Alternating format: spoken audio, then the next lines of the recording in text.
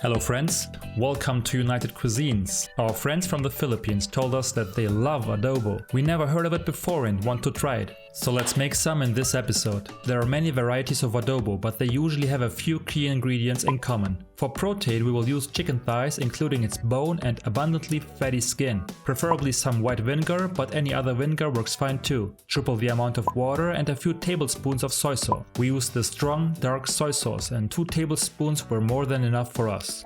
Moreover, a lot of garlic, peppercorns and bay leaves. Lastly, 1 small pepper for a little bit of spiciness, which we cut in small pieces. Quickly peel the garlic and move on to prepping the chicken. Just cut the excess amount of skin loose, but don't throw it away. It's a precious commodity in this recipe. Move over to the stove, put the flame on medium-high and spread the skin and chicken, fatty skin side down, over the cold bottom of your pan or pot. Heating up the skin and pot together will help to render out the fat of the chicken skin. There is no need for additional oil here. Do this for approximately 3 minutes till plenty of the fat rendered out and before the chicken get any real color. Make some space in the middle and fry together with the garlic and pepper for another 3 minutes till the garlic and pepper are tender.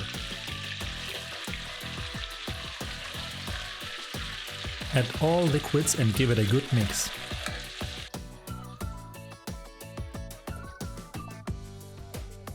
Turn the skinny side back down and bring it to a boil before adding the peppercorns and bay leaves.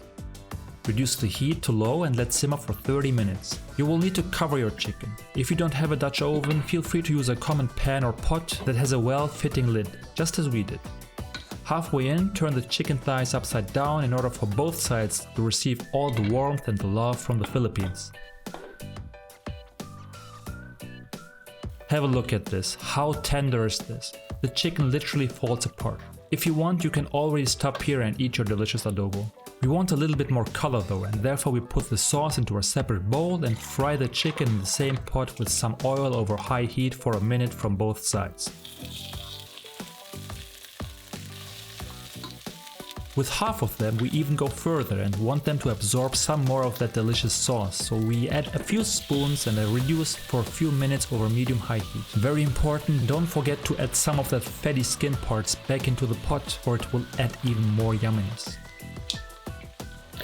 Holy moly, look at this! Is your mouth watering yet?